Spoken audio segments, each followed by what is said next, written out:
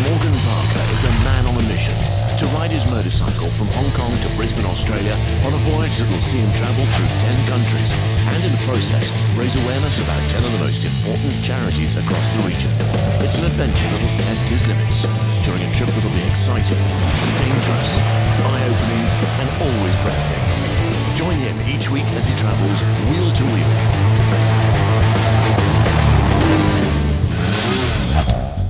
With a fixer on his tail, we join Morgan as he tries to cross the Cambodia border on his way to see New Hope in Siem Reap.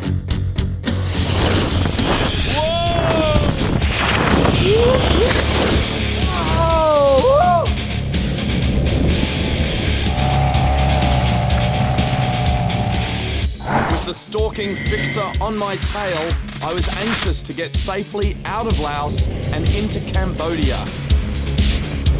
Riding south on the rocky roads to the remote border gate, I prayed things would go smoothly with the officials and my paperwork. I've just crossed over from Laos to Cambodia through what is a very small, underdeveloped crossing. It's the best crossing I've ever had. The whole process only took 25 minutes. Could not have hoped for anything better.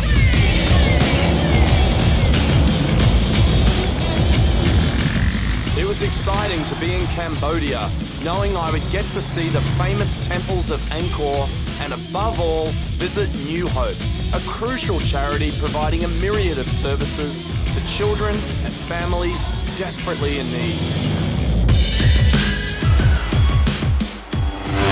This is, after all, a country still plagued by corruption and the aftermath of the Khmer Rouge's regime a mere 30 years ago. I've been basically snaking my way down the Mekong River through Stung Tren, now at Kratai, and then eventually on to Phnom Penh in the next day or so.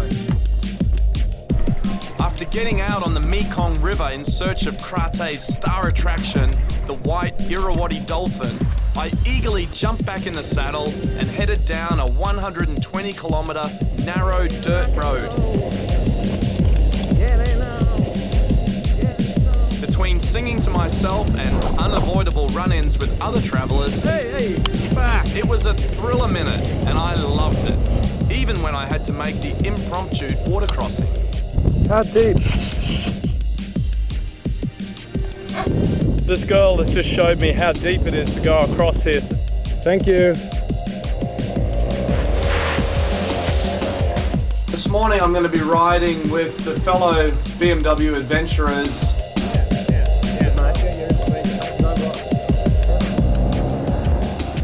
My name is Ronnie Borragera. I'm traveling around the world on my motorcycle and going to be doing or visiting about 110 countries. I'm Chantal Wilson from Canada.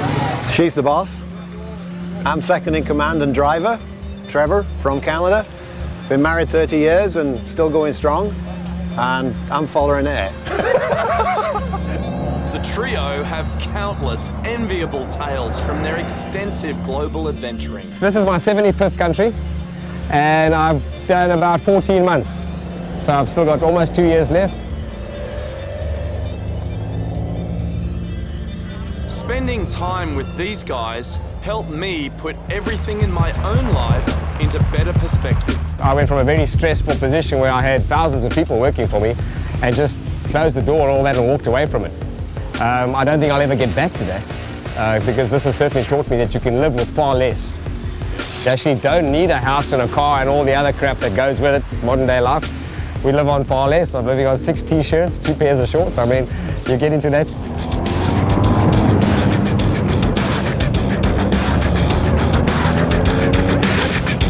Riding with other adventurers added a new, relaxing dimension to the expedition. For the first time, I could share the burden of cutting through Southeast Asia's chaotic traffic.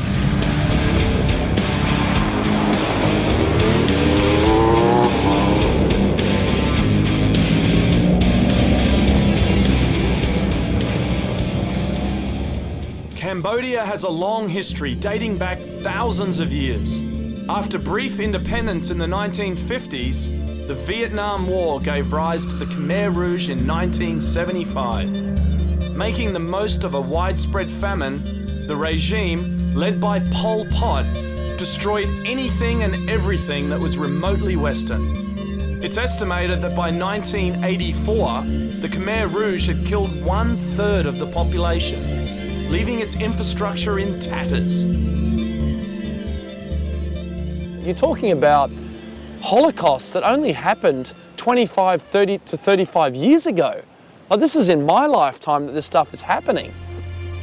So the ramifications, the implications of that sort of regime is clearly present in society today. It used to be a high school, but Pol Pot's security forces turned it into a torture chamber.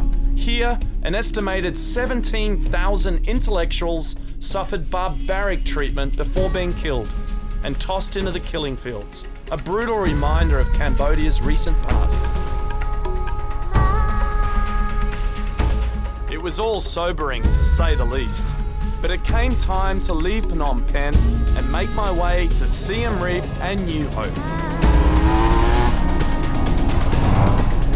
There, I would also say goodbye to my fellow riders and hello to my family.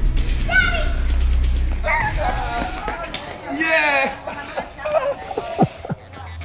The next morning, it was a short ride out past the 5-star hotels of central Siem Reap and down a dirt road to New Hope. I was struck by the stark contrast just a few hundred metres away as I descended into the filth and poverty of the slums.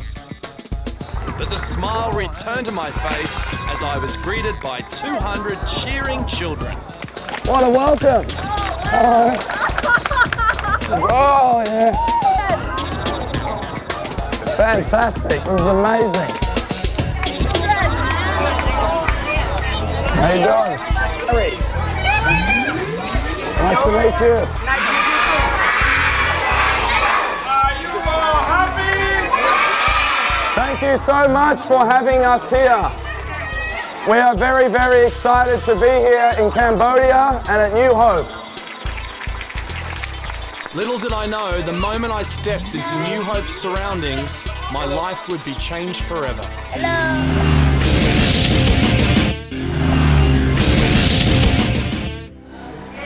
I call New Hope the ultimate charities charity. In the shadows of Angkor Wat, last year alone, New Hope had 762 children attend classes. But the problems run deeper. In order to get the kids to school, New Hope discovered that it must provide food, clothing, and medical care to their extended families.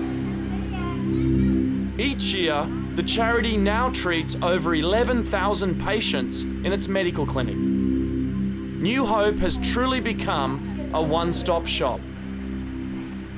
New Hope was started by one local man, Kem Shaw, a 29-year-old who was part of a family of 10, whose family was so poor they ate rats to survive. Through sheer determination, he learned 4 languages and realized that education is the way out of hopelessness. I can say that I promise to start a project or the school to provide free education and provide for the hospital and provide the food, that everything that I think. Welcome to everyone once again. Kerry, an Australian, is another key part of the organisation. She joined after seeing what Kem Shaw was trying to achieve on his own. This place was filthy. It was like one big tip, basically. Karaoke girls everywhere. Their children were naked in the streets. People were hungry. And this, I'd never seen anywhere else like this. Kerry believes she can create awareness for New Hope on a global scale, so it receives the donations it desperately needs. Our main aim is to basically keep the adults and the grandparents alive and feed them as well, while we educate the children. So we provide education to the children, food to the families, and provide free medical care. The more I listened, the clearer this inextricable link between delivering education and providing essential life services became. Well, we first started off with education, and we thought, well, education is the key. But how do you get children to come and educate if they're the main income providers for their families, collecting rubbish? Most of the parents are sick. So you've got a health issue there, you've got a food issue. So it's just extended from there. So that is why we created the medical centre and then the outreach as well. With years of experience, Kerry and Kemsaw understand the challenges faced by their community and how to achieve results.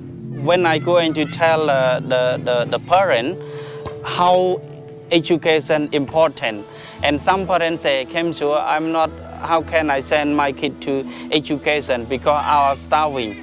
I don't have the ability to earn money to provide for the clothes, for a bicycle, for the school supply, and I need my kid going to baking. I write for the background about the family to find a sponsorship by the Just Giving. I say, if I can looking to find a sponsor to sponsor the rice, but make sure my condition is you have to send your kid to the education. Compounding all of this is another issue. Women who are caught in the cycle of poverty find themselves in the sex trade, leaving themselves at risk for unwanted pregnancies and the potential for AIDS.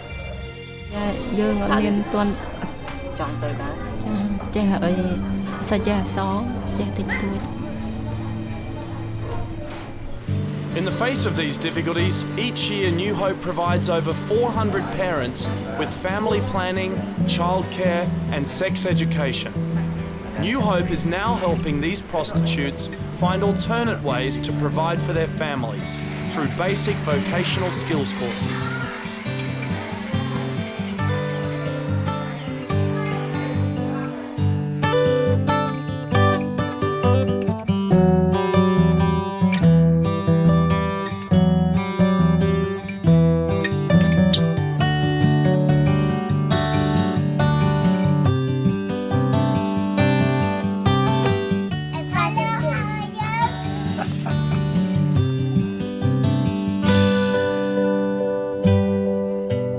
Clinics, staffed by professionals, see a myriad of ailments that are simple to cure, but shocking to see. The growth has grown so rapidly, her skin is starting to split. This lady came to us a couple of days ago with all of these huge growths all over her body, more here, covered. We have no idea what they are. And extreme cases of cancer. How old is she? About 12. And unfortunately, her parents believed that they didn't understand about cancer, so she was using Khmer medicine for like 6 or 8 months, and the tumour spread right up to here. Lost her arm. And lost her arm. Domestic violence, facial swelling, leg rashes, it's all in a day's work here. And that's not including the homes that New Hope volunteers visit on a regular basis. To put it in perspective, this property has water which comes from a pump. Yes. There's no power. No. There's no sewage, no toilet, no. Nothing. Nothing. Right. But we've given them a bicycle, so at least they've got transport other than walking. During our time at New Hope, it seemed like we'd seen it all. The old lady coming in for rice, the hopelessly ill patients and families in feces-filled shacks. But there can, and in some cases is, a brighter future. And that's why this organisation continues.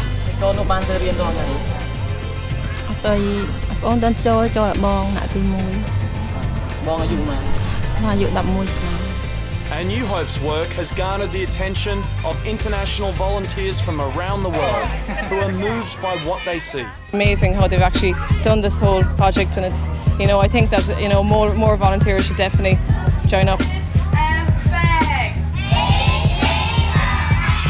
The most gratifying thing about my job here is getting to know that we are giving hope to people who were initially hopeless. During our visit, Aria and I participated in one of New Hope's cornerstone programs, the monthly Rice Drop, which benefits 210 desperate families. It was a moving experience for us to look directly into the eyes of those most in need. Some people say to us, why are you giving them rice? Why? It's the old story about, you should be giving them a rod and teaching them how to fish. Don't give them fish, teach them how to fish. Right. Yeah. We're doing both. Yeah. Basically, you can see with most of the families that I've introduced you to, the sickness the disabilities, the illiteracy, these people are working. They're earning as much money as they possibly physically can earn. They still can't feed their families. Yeah. So while we're teaching them to fish or teaching the children how to fish, who's going to feed them? You've got to keep them alive. Right. That's right. New Hope receives no government help and relies on donations and volunteers from around the world. It's an organisation built on compassion and commitment to help others. I love the children. We've got 12 children who have to live with us in the shelter home, and I love them to death. I just love waking up every morning and seeing them and giving them big hugs, and I don't really think past that. I don't think that we've rescued them from their environment. I don't think past that. I just enjoy being with them. But when I look into the eyes of the mothers that come in that have been abused and raped, that are sick and are dying, and they hug us with such gratitude, and I know how they feel. And yeah, that's what keeps me going. And for the inspirational founder, Kemsaw, his vision is simple. I would like to see the people not starving anymore. I would like to hope like the create set up a business to help people. And in the future, like many people and much better and better. Kemsaw, Kerry, I want to thank you for the time that you've allowed me to be here with you. I can't say how affected I am. Thank you. I really thank you very much, Mark, and your family. I really miss you very much, and thank you for your hope and raise money for support New Hope. I really thank you very much and wish you all the good luck.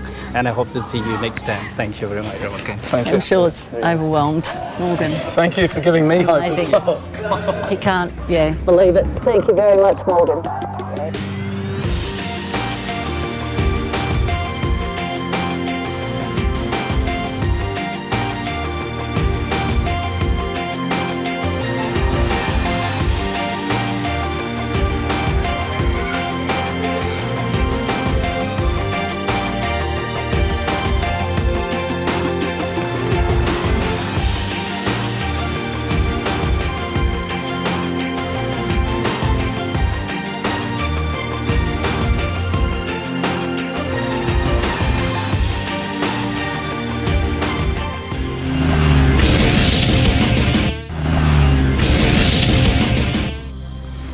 On this expedition, I've seen a lot of desperate situations, but none more grave than what I've witnessed here with New Hope Cambodia. Lives in tatters, despair everywhere you look, each story worse than the last. But through education, this cycle of poverty can be broken. New Hope's difference is that they're keeping people alive with food, shelter and clothing, and in particular medical care for all the terrible disease and illness that's affecting these people. You can't break the cycle without education. You can't educate unless people can come here and learn at the New Hope School. I'm absolutely blown away by the number of stories here brought to life in such vivid, intimate detail by Kemsaw and Kerry, the principals that I've come to know and love. These people are changing the world. I celebrate them. They're champions in my mind.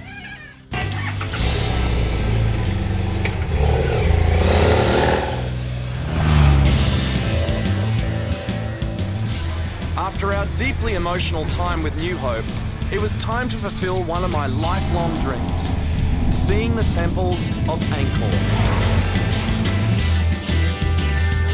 To say that people have high expectations when arriving at Angkor Wat, I think is an understatement. No matter how well you try and maintain your excitement, the arrival of Angkor Wat is something that I'll always remember. Here we are, the moment has arrived. We're finally at Angkor Wat in Cambodia, one of the 7 wonders of the World Heritage Site. I'm here with my family and our tour guide for the day, Mare. Thanks for being with us, Mare. I cannot wait to go and see this 200-hectare site. Let's go. The old adage, they sure don't make them like they used to, certainly holds true in the case of Angkor Wat. Built over a period of 37 years during the 12th century, the sheer size, attention to detail and variety make this a must-see travel destination, without a doubt. So Angkor Wat gets 2.5 million visitors per year? Yeah, per year, right. From all over the world? Yeah, all over the world. That's incredible.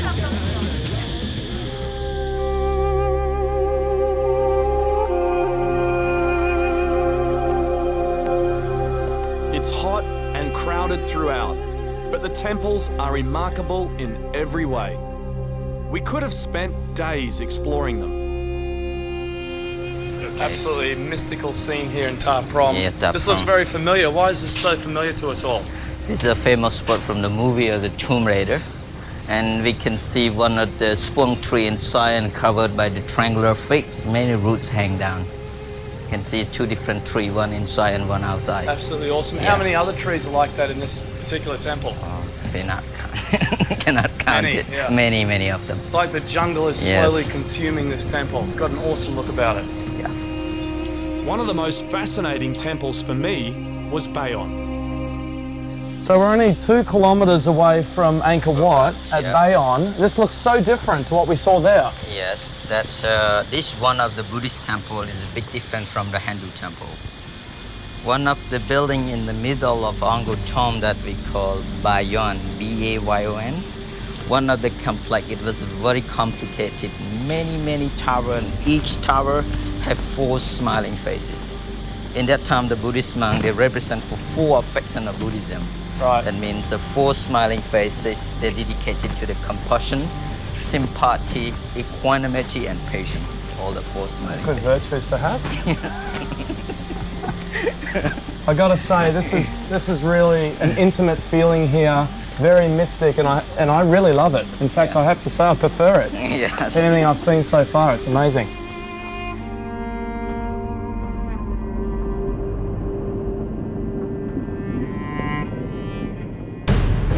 But there's a sinister side to Angkor Wat.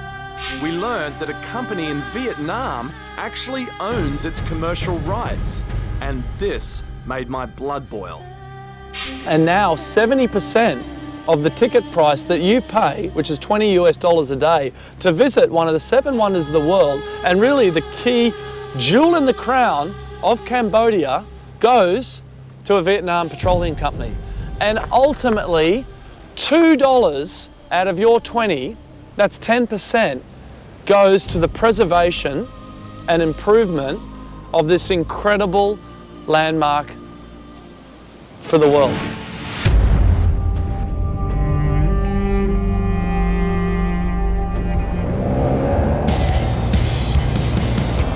Siem Reap's other big tourist attraction is the floating village. I got no idea what to expect or what it's all about, but we've got a boat and we're going to check it out.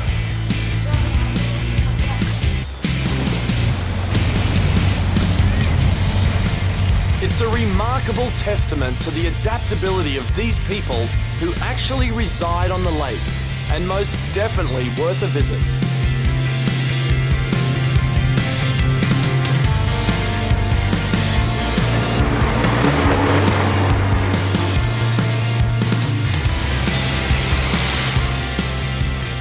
You spend a bit of time in Cambodia and you can't help but have mixed feelings. The tragic past, recent past of this country has created a very complicated today. And I fear that the conditions here today will continue for years ahead. It's difficult to see a way forward for this country. The work that New Hope's doing to educate the young is one part of a much bigger puzzle for a successful, hopeful future for Cambodia. Out here on this lake where you see these village people living is really symptomatic of a broken society. It's only 30 years ago that the Khmer Rouge reigned their terror through these lands, killing people everywhere, breaking families apart, and taking hope away from this population. The lack of education, the low levels of literacy, and a general lack of industrious nature that you see elsewhere across Asia fills me with concern, and it makes the work that New Hope's doing that much more critical so that hopefully the next generation of Cambodians can find a way forward.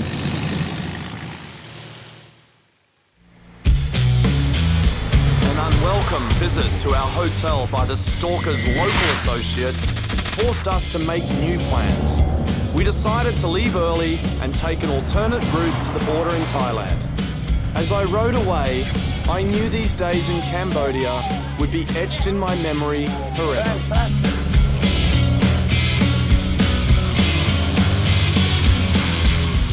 Emotionally and physically drained, with 5 countries down and 5 to go, how will Morgan handle everything that Thailand has to throw at him? Find out next week on Wheel to Wheel.